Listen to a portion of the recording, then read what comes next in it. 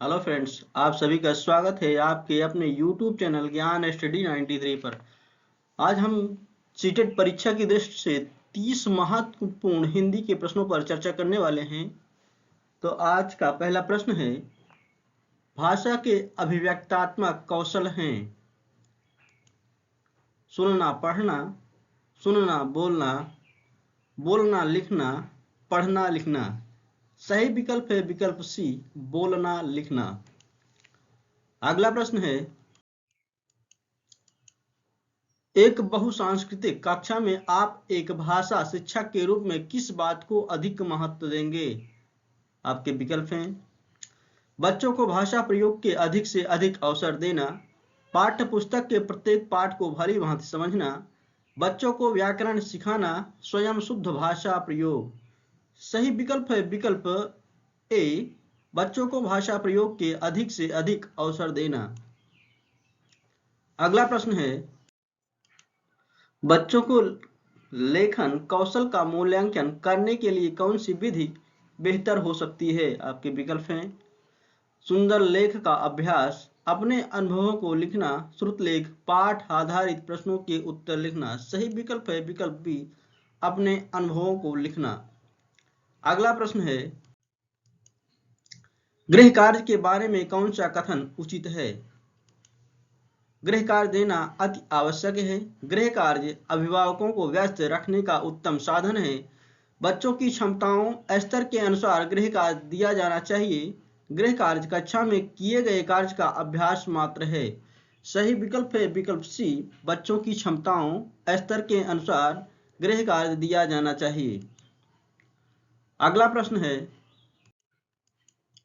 एक भाषा शिक्षक के लिए सर्वाधिक महत्वपूर्ण है?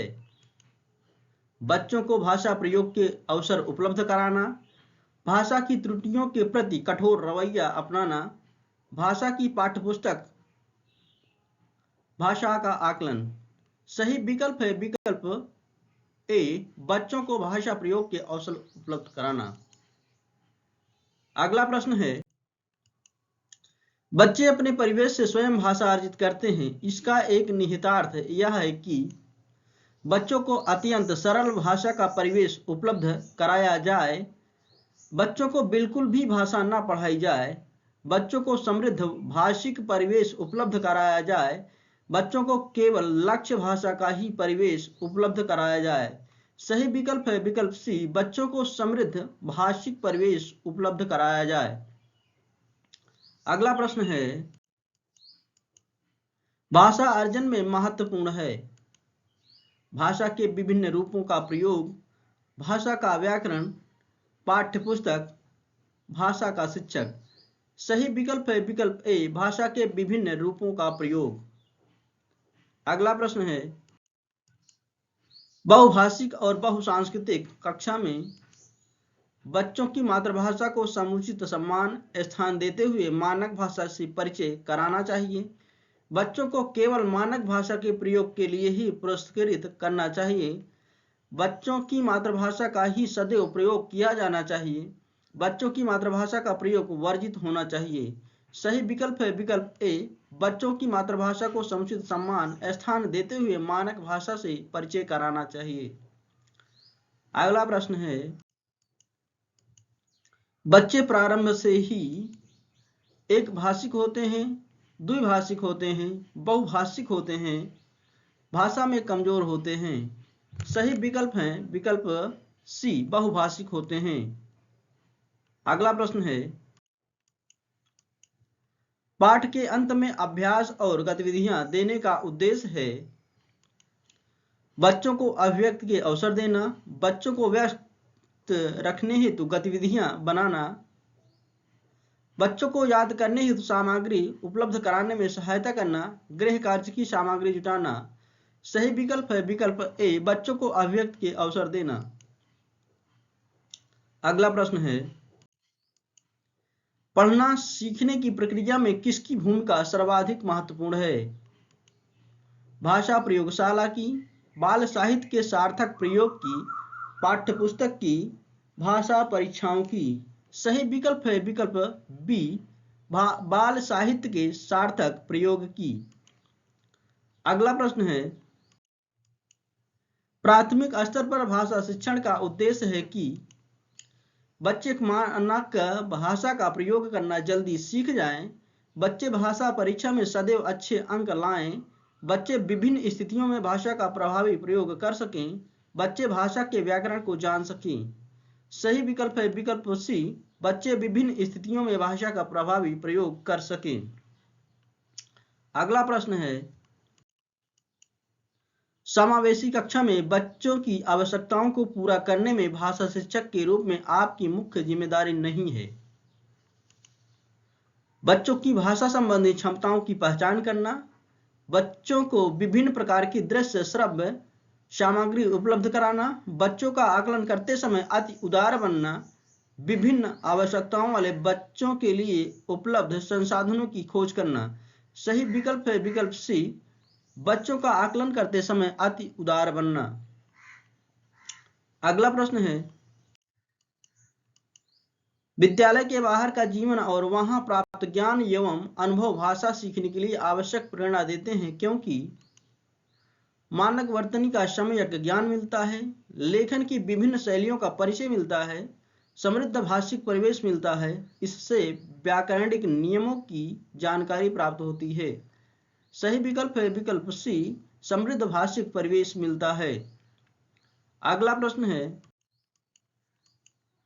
प्राथमिक कक्षाओं में बच्चे बहुत कुछ लेकर विद्यालय आते हैं, जैसे अपनी अपने अनुभव, दुनिया को देखने का अपना दृष्टिकोण आदि। समस्याएं, भाषा, पाठ्यपुस्तकें, कमियां। सही विकल्प है विकल्प बी, भाषाएं। अगला प्रश्न है, प्राथमिक स्तर पर बच्चों की भाषाई क्षमताओं का विकास करने का अर्थ है भाषिक संरचनाओं पर अधिकार, भाषा प्रयोग की कुशलता पर अधिकार, भाषा अनुकरण की कुशलता पर अधिकार, भाषिक नियमों पर अधिकार। सही विकल्प है विकल्प बी, भाषा प्रयोग की कुशलता पर अधिकार।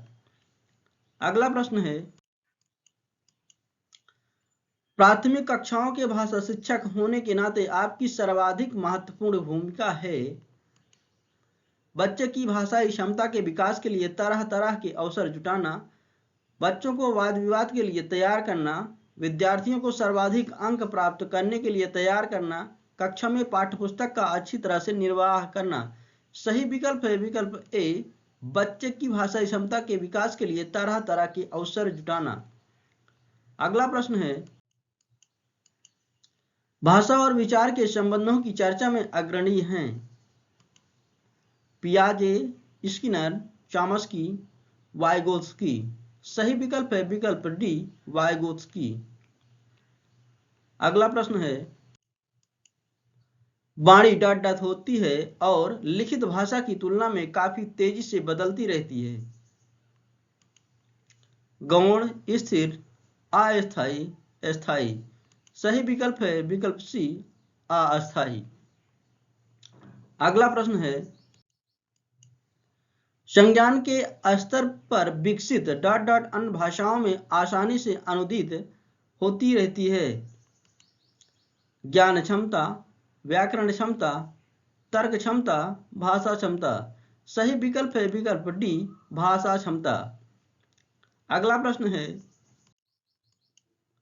भाषा सीखने सिखाने में आप किसे सबसे अधिक महत्वपूर्ण मानते हैं?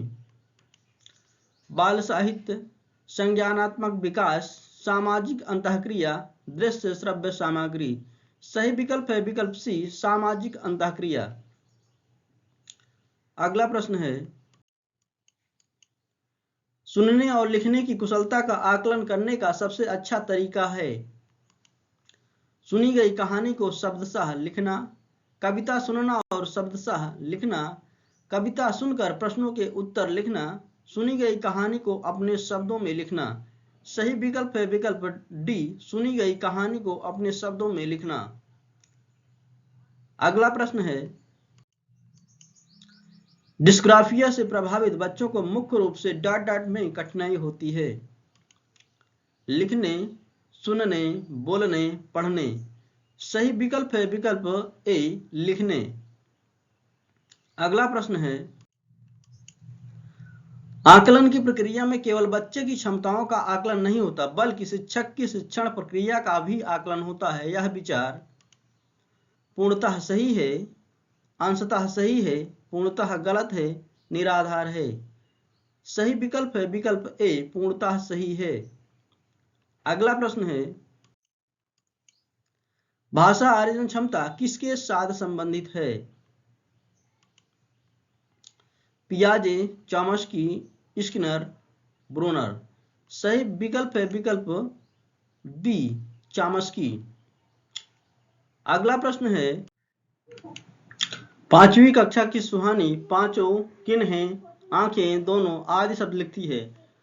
आप सुहानी के लेखन क्षमता के बारे में क्या कहेंगे? वह अनुनासिक चिन्ह का प्रयोग बिल्कुल नहीं जानती। वह अनुनासिक चिन्ह के प्रयोग के प्रति सजग है। वह अनुनासिक चिन्ह के प्रयोग के प्रति लापरवाह है। वह अनुनासिक चिन्ह के नियमों का अति सामान्यीकरण करती है। सही विकल्प है विकल्प डी, वह अनुनासिक चिन्हों के नियमों का अति सामान्यीकरण करती है। अगला प्रश्न है, हिंदी भाषा का आकलन करते समय आप किस बिंदु को सर्वाधिक महत्व देंगे? अलंकारिक भाषा, भाषा की संरचना, व्याकरण सम्मत भाषा, सहज अभिव्यक्ति। सही विकल्प है विकल्प डी, सहज अभिव्यक्ति। अगला प्रश्न है, द्विभाषिकता और डॉट डॉट उपलब्धियों का गहरा सकारात्मक संबंध पाया जाता है।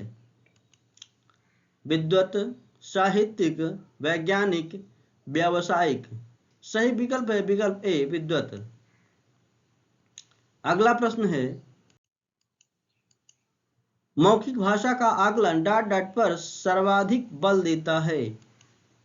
विचारों की क्रमबद्धता, धारा प्रवाह की तीव्रता, संस्कृतनिष्ठ शब्दों का प्रयोग, उच्चारणगत शुद्धता। सही विकल्प है विकल्प ए, विचारों की क्रमबद्धता।